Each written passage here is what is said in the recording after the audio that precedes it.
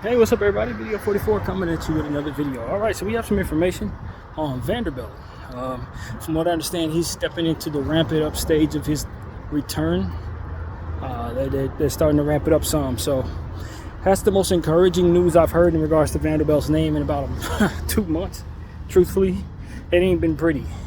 So, yeah, man, shout out to Vanderbilt. I know he's trying to work his way back to play hard for us, and we look forward to seeing you come back, man. Hopefully we can work you in to what we're doing and get the most out of what your options, what your piece is, man. So that's what I want to say. Definitely happy to hear Vando is stepping into a different place when it comes to his return. So yeah, I want to tell you guys that. Also, Ticket TV's running around telling everybody Bronny's listed as the worst player in the league right now. Through 3 games in the preseason, he's a minus 40, and that's the worst of all the 484 players that have logged the minutes into the preseason this far this year. 3 games. He's not ready, y'all. I mean, I said it a million times in the video prior to this one. I said it many times leading up to this day. This ain't new. He's not ready, man.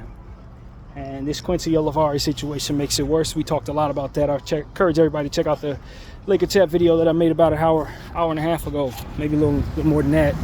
But we talked all about it, man. You could force a guy out there. You could tell him, hey, your dad's the greatest player to ever play. That ain't got nothing to do with whether or not he's ready to play. And the fact that we threw him out there and expect him to just by osmosis just turn into the greatest player ever, or at least good enough to be an NBA player, rather, is just, you're setting him up for failure, you're setting yourself up for failure. And I honestly don't understand why nobody was able to see how this was the worst thing for him. Or did people just not really care at all that the kid was not ready? And that they were going to throw him into a situation where he has a 4-year contract. A 4-year contract, you guys. And it's going to take about 3 years for him to develop. This is not. I don't know, man. I'm going to be honest with you. I think, and this isn't going to make a lot of people very happy, but I do think that we should try to make sure that this isn't possible anymore. I don't know what the answer is. But I just think that as much as I want to be lenient and fair to Bron and the James gang, is as equally unfair as I'm being to everybody else. You know what I mean? This Quincy Olivari situation, it just is a prime example why we shouldn't be cool with this. It just is what it is. You have to like it. I would prefer this not be the case. It'd be great if Bronny James could come in and everybody be horrible around him, you know what I mean? So that it wouldn't be no question about whether or not he's the best option. But the reality is you got a guy coming in, stepping, breaking all the way out, and maybe he doesn't play as well going forward, so we can kind of temper our expectations if he struggles when we give him more minutes, Olivari. But as of right now, you just hate that you got a kid on the team that ain't ready, that's in here for reasons that don't have nothing to do with it, whether or not he is ready. Getting guaranteed contracts, I mean, listen, man. Leverage is important. Making sure that people who are important feel important is important. But this,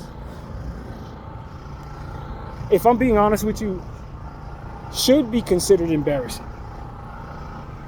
That we would be so compromised, I guess you could say, in the space of this guy's important, so we got to give him what he wants, that we would allow for this type of scenario to play itself out the way that it is. It should be embarrassing. I don't know if people are embarrassed by such things. I think a lot of people aspire to be able to do what we just did here. But to be honest with you, if this continues playing the way it is, it shouldn't even be it should not be legal to do in the league. This should not be legal. You should not be able to pull this off. I'm sorry, man. I'm sorry. And maybe in some weird way that might be why this is happening, to show all of us just how not cool this should be and how we should not aspire to become as powerful as to be able to throw our family members out there on the basketball floor. But yeah, man, this is not how this should go. I felt the same way about Giannis as well. Don't get it twisted. Bron ain't the first. Giannis' brother is terrible, and we know that. Not the one that won the championship with us, but the other one, Thanasis, that played with him in Milwaukee. The boy's bad. He's been bad, and he shouldn't be out there at all.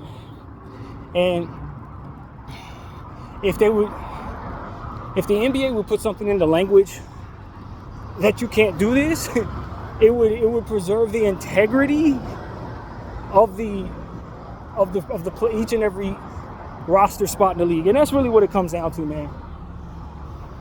It really does. It's about preserving the integrity of each and every roster spot. Respecting that this is everyone's dream all over the world. And every team has a certain standard of expectations that they should allow their team to play at.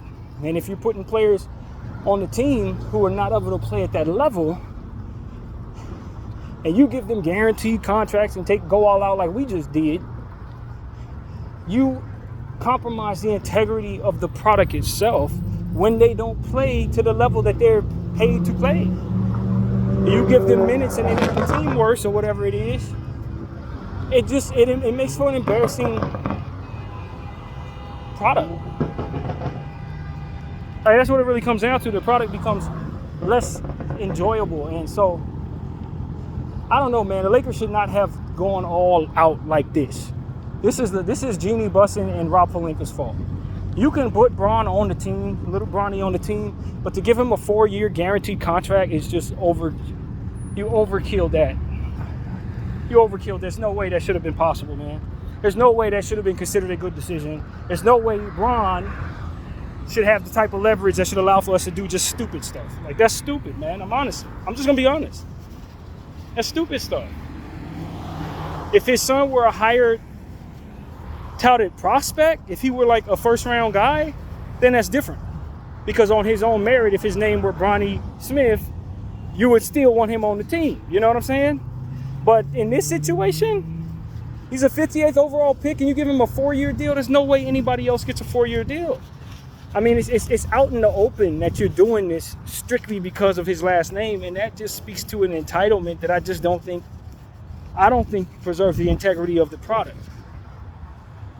You know what I'm saying? And anybody can get away with anything if you let them. And that's what it really comes down to. I look at Adam Silver in the same light. And I say, bro, you let this happen too on your watch. This entitlement thing where a guy has so much leverage in the league that he's able to put his brother or his son on a team. Like, where does this end, Adam? Like, honestly, bro, where does this end? Will Wemby be able to put his sister on the squad and had his grandfather coaching the team? Like, where does this crap end? That's my question. LeBron as well. LeBron, where does this end, bro? It's just nepotism. It's not something in business should be allowed without a certain standard met to the productivity of the person coming in who's related to someone else. It should not be legal, man. I don't care how much even I appreciate seeing moments like this where Bron could play on the same team with his son and Nike and all of these guys can make billions of dollars off of it. If it's going to keep a guy who really needs a spot, who really earned a spot off the team, then we're just providing a certain injustice to the situation and, of course, to the person who's not getting that opportunity who deserves it. It's just not right, man. It's not right when we do it in the public sector, in other areas of life, where we prioritize people just because of status and things like that. No matter how many times we do it, no matter how comfortable we are with it, it's still going to be this. It's going to be this, where fair is not found. And as Stephen A. Smith often says, fair is where you judge pigs at. But what I say is, that's only because people keep agreeing that being unfair is fair. And leverage is key. And where does that end and where does that begin? I don't know. But I know how it's kept going by people like you and I being cool with it. People like LeBron James aspiring to obtain it, and then when they obtain it, using it. Just because you have it right doesn't mean it's right. I keep saying that in my channel a million different ways, man. And this Quincy Olivari situation is a telltale sign in some ways. I hope he does sign with another team and goes on to be an all-star player so that this can be shunned for the rest of eternity, bro. So that we can always point out and say, remember when LeBron James put his son on the team and they had an opportunity at a fantastic player and they let him go because they just couldn't create the roster spot because they wouldn't renege on something they knew they should have never did in the first place? Yeah, remember that? Let's not do that. Let's not do that. Let's not ever do that. Because it's awful, man. And somebody got to say it in this fashion as a Laker fan who really does like seeing the photo op, so to speak, or the optics, rather, of Bron and his son being on the same team. I actually like it. I actually personally love seeing Bronny live his dream and all this stuff. I'm happy with it. Except for the fact that it's not fair at all. It's literally not fair. And if we're not striving to be fair, then we're just part of the problem on this planet, man. That's really what it comes down to. We're just part of the problem.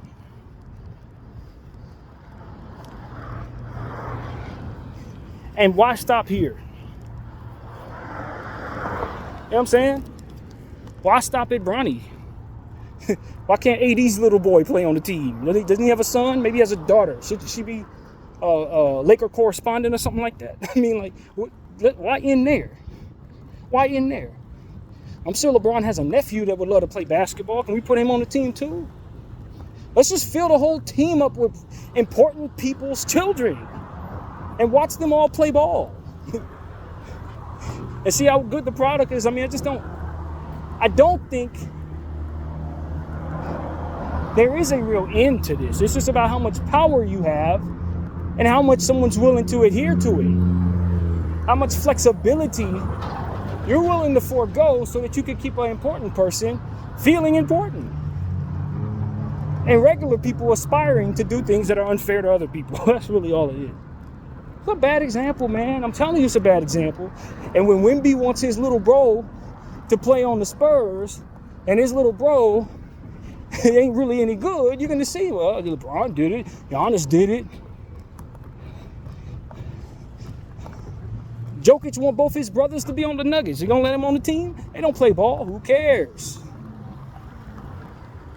That's not the point, whether or not they can play ball. The important thing is Jokic. Like, that's the type of crap that we're setting ourselves up for, you guys. And I'm telling you, man, I'm telling you, it doesn't end where you think it does for those who want to keep this crap going. It don't end there. Like, this is okay, cool. And so for me, it's just like it's a bigger metaphor for a lot of what's wrong in the world right now. Irresponsible leadership, man, and people aspiring to make important people happy. And in this presence of making important people happy, unfairness ensues all over the place. And so that's what I see in a bigger picture conversation. And I just hate to think that my team aspires to contribute to that overall process, that culture where that's okay. It's just not. Look, the best thing for the Lakers to do, truthfully, is restructure Bronny's contract right away. And Bron, it's in your best interest to let us do that. Don't fight them. Don't sue them for that. Because you know damn well this is wrong, bro. I can see if they were right for doing this. They weren't. The 58 pick doesn't get a guaranteed 4-year contract. No, they don't. The worst player in the league does not stay on the team while guys who are going crazy in 9 minutes of play get cut. That's not how this works, bro. No. I'm sorry. I'm sorry in two different ways. I'm sorry that this is the way it is, and I'm sorry that I ever co-signed it. It's not right. It's not fair.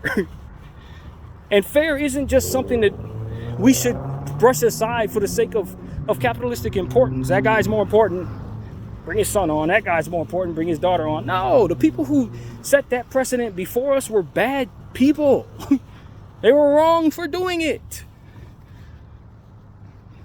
I'm sorry, they were. We shouldn't have been trying to follow after them. And we should have anticipated having to pay for it. That's the reality of it, man. So, I don't know, man. That's my rant in regards to that situation. I've been on that all day long because you have to wonder, are we going to be able to keep Olivari? You know what I mean? Are we going to be able to keep Castleton? Are we going to be able to keep Max Lewis? And look, again, Adam Silver, this collective bargaining agreement doesn't allow for us to maneuver in the presence of this problem, too. This is the wrong time to have a collective bargaining agreement that doesn't allow for much flexibility when you got nepotism taking place. You need flexibility amongst teams so that you can undo big problems that you are allowing to take place in your league. You know, like literally, if something is really, really catastrophically wrong, this is not the time to be strangleheld to everything, which is what this collective bargaining agreement is doing. And it's not going to float past my creative mind to think that this collective bargaining agreement aligns with the timing that they would be looking for this nepotism to be taking place. Because everybody knew Bronny was going to come out as a freshman, right? Think about it. Everybody hates the Lakers except for the Lakers. So yeah, they want to sign Bronny James. We're going to make it hard for them to do anything else.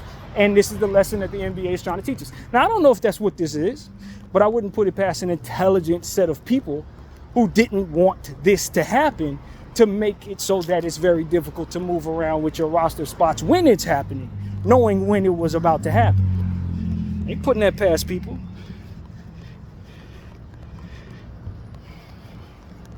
I know the first thing a person is going to tell me is, well, other people did it. Bron ain't the first one to do this. I've already said that in this video. That might be the greatest argument for this. That he didn't set the precedent. He's just maintaining it. I get it. Lakers are a family business. I get it. And that's why we know better. Remember, Jim? Yeah, we should know better. Anybody knows better than us. Just because it's working out with Jeannie doesn't mean we don't know better, because we watched how it went down with Jim. Nepotism is bad for the product, man. I don't care if you agree with it morally or business-wise, if it helps certain other aspects of your business, whatever the case may be. At the end of the day, if the dude that you're putting in there or the gal that you're putting in there is no good at what they do, the performance suffers of what it is that you're trying to accomplish. The business ultimately doesn't get run properly if you get the wrong kid in there having all the power to move. And there should be no way for leverage to allow for the sabotage of performance.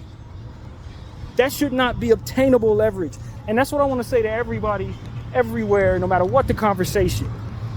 You should not be able to aspire to get so good that you can deteriorate the bigger picture just because of how important you are. That should never even be possible. That is a flaw in any system. That is a self-destructive button that you can press at any time to destroy what it is that your ultimate bigger picture is. I should never be able to say, I'm so powerful, I could tear up what it is that we're ultimately doing here. Like that, in and of itself, is a flaw and a weakness in the system that you're in. I say the same thing about nuclear war. Like, how the hell are we even able to get to a point where we can be so angry at one another and so powerful within our warfare that we could destroy the earth? Who wins when we destroy the earth? Not even the elite survive that. You can get in your bunker, and when you come out of that bunker, ain't nothing around. You got all this money, but you ain't got no resources, because everything that would otherwise keep your money going is gone. So it shouldn't be possible that we reach a point where people have the ability to destroy the entire earth because they get mad at one another. And that's a much less important metaphor for the same type of thing. I should not be able to get so important that I climb all the way up the wall of success only to be able to say I'm putting all of my people in place who don't know nothing about the job so that we can tear this thing apart.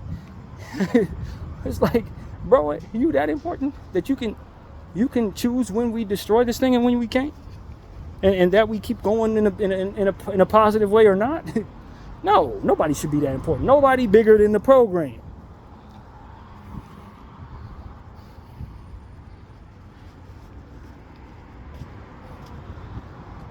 See, that's the thing, man. I'm way too honest to be in the quote-unquote business. I'm too honest. This is the type of stuff they try to silence people from saying. This is the type of stuff they don't want to hear. This is the type of stuff that when you get to a certain point in the importance of whatever it is you're doing, this is what you make sure you have yes men around you for. So you ain't got to hear people tell you the stuff that I'm saying right now. They don't want to hear this, fam. They know it's true. But if they can ignore it, maybe if they just let it play itself out, it don't go the way that they hope it doesn't.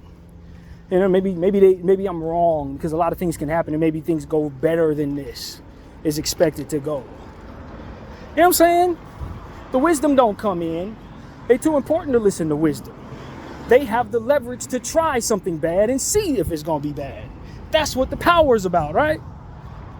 I don't need nobody telling me what it is I shouldn't or cannot do. The leverage is to allow me to be able to do it, whether it's any good or not. That's the freedom to make your own decisions and live with the result. You see, I get it. I definitely understand what the logic is. It's not about whether it's a good decision or a bad decision. It's that I have the choice to make any decision. And that freedom is what they inspire to get to the top of the totem pole in order to do.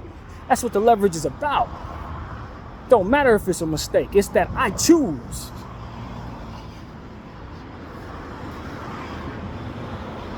And everybody else wants the power to choose. And so when I have it, it's mine to use at my discretion. It's my prerogative, like Bobby Brown said. It's like, bro, what are we doing here? Are we here to put forth the best product on the basketball floor? Or are we here to rise to the top of the totem pole where we can choose to make deliberate mistakes or not and hope that they go in a direction that otherwise everything tells us it ain't gonna go? Like, what are we here to do? Is this even about basketball anymore? That's why I would tell, like, this is why a really strong-minded person of this type of power will always want people like me to talk to them. Even if they don't want anybody else to know that someone like me is in their ear, they're going to make sure they tune in so that they can hear the truth.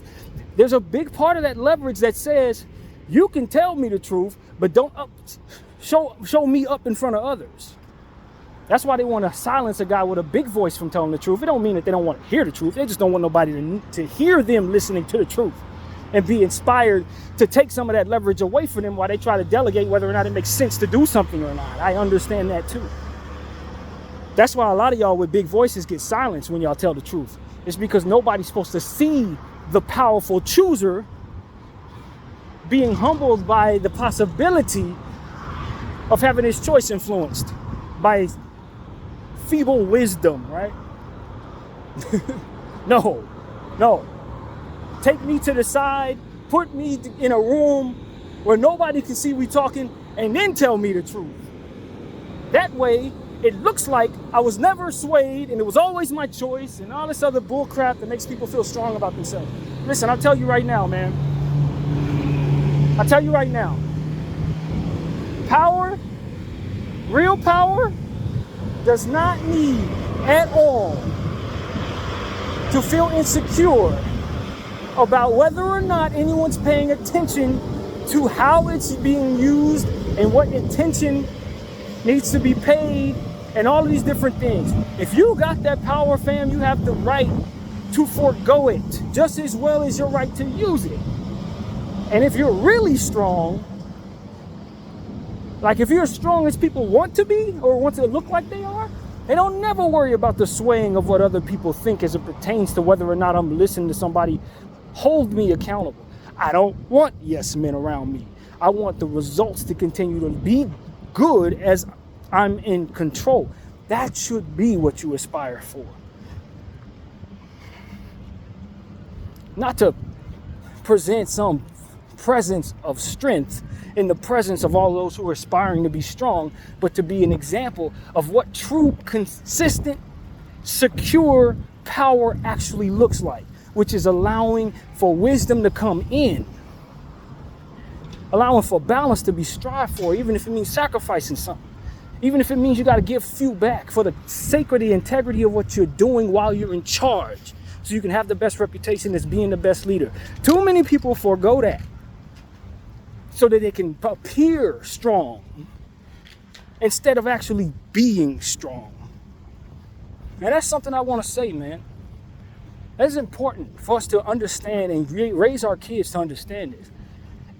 If you're going to do stuff like this, what we're describing, also that you can look strong, and then the presence of what you're doing ends up suffering because of it, the performance of what you're doing ends up suffering because of it, you still end up with the bad reputation any damn way, because it's all about how the thing performs while you're in charge, not how strong you look in the presence of insecure individuals who are trying to get the power you have so they can make mistakes that you're making, but that you don't make mistakes and be a good example to all of them to show them how it's supposed to be done. This ain't how it's supposed to be done. Because you can't secure excellence when doing it this way. And that, my friends, is what we're talking about. Just securing excellence, or the possibility of the highest possible excellent performance, man. I could put my son out there and he ain't ready. I look strong in the presence of all those people, but he looks weak.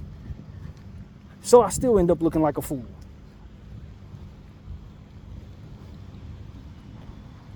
I'm just telling y'all, it's the truth, man. And then you end up losing on the other end because now people laughing at you, saying you're irresponsible, saying you're sabotaging your kid and all types of other goofy stuff that doesn't never need to be in place if you just do things the right way. Never have to be in place. And you can still see your son be in the NBA. You can still have him on the team so you can have that moment with him. But you don't have to go about it the complete wrong way, so that when it does go wrong, or when opportunities do come about where you'll need that flexibility and don't have it, you don't find yourself without it.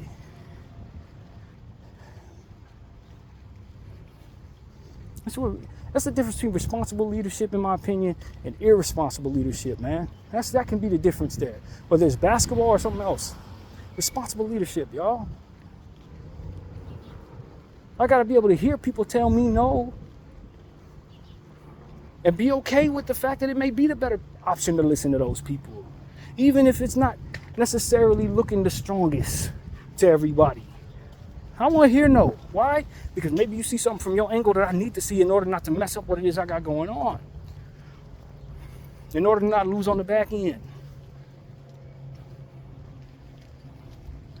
Maybe I don't want to hear it. Maybe my son is my whole life. I don't care about nothing but playing on the basketball floor with him. But if he gonna look terrible out there, and now everybody gonna be blaming him for why such and such doesn't play on the team, or why the team ain't no good, or ESPN laughing about it and all this crap, then what? Is it really the dream, or is it just some variation of something that I tried to make happen that didn't play out properly?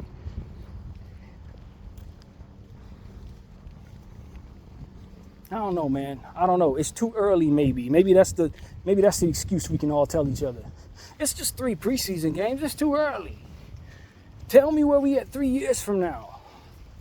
I'm going to prove you wrong, Brandon. We're going to win the championship. Okay, cool. Pull it off. Pull it off, fam. I'm rooting for that.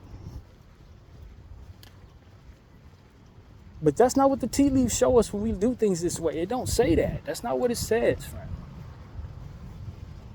Just like if I'm going to take all of my 175 pounds and run up against LeBron James and think I'm going to be the last one standing. That's not what that tells me. I can have all the ego in the world.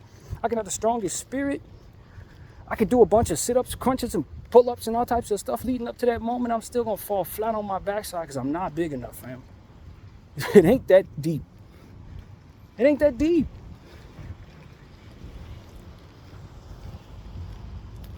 You know what I'm saying? It just is what it is. So we just gotta be real when it comes to certain stuff, bro. The young fella ain't ready. And that he's not ready makes it so that everybody out there who's throwing him out there is irresponsible for putting him out there. And we can pretend like we're fine with it. We can ask everybody else who's being treated unfairly in regards to that to be cool with it and to put on a good face. And they may be fine with it. It doesn't mean that they're getting the right deal. They're getting a raw deal. Olivari's getting screwed, man. It ain't deeper than that. And Bronny's a great kid, so Olivari may be rooting for Bronny. But against his own opportunity, I ain't asking him to do that. You understand what I'm saying?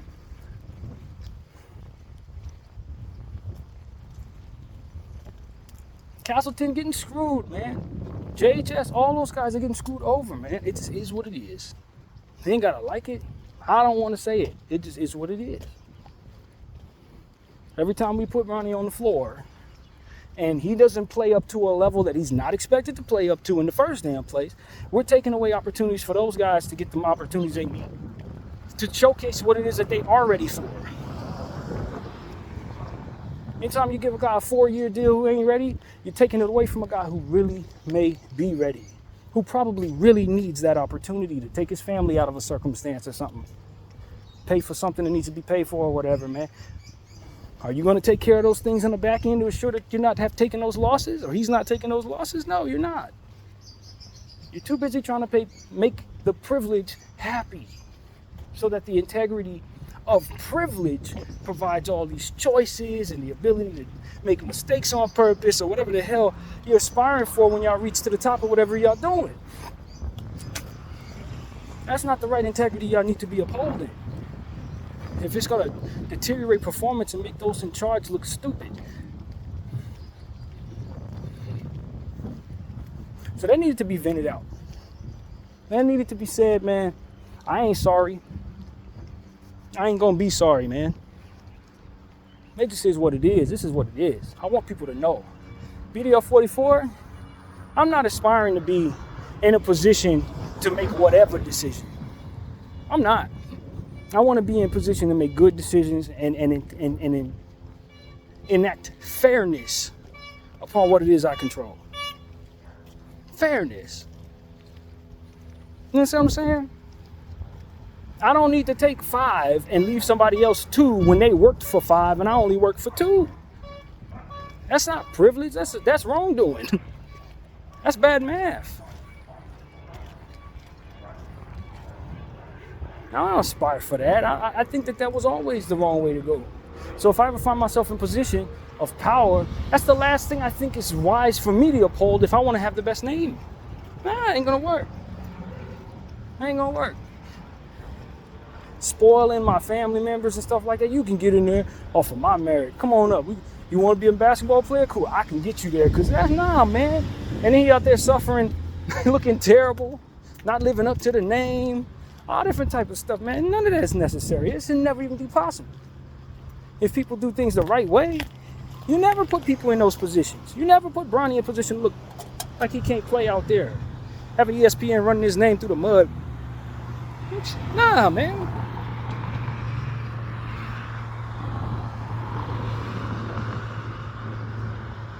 And if he come out there and prove me right, that's unfortunate. If he proves me wrong, I'm happy about that, you know what I'm saying? But I don't know that you can prove me wrong because it ain't really got as much to do with whether or not he can start playing above his level. You know what I'm saying? That's not what this is about. It's about that he has to in order to prove people wrong. He has to be outside of his own skin on the basketball floor. You know what I'm saying? He got to play like he's 3 years older than he is in his development. In order for this to make people like myself who are saying this look stupid. That's crazy, bro. BDL 44, I thank y'all for watching. I'm out.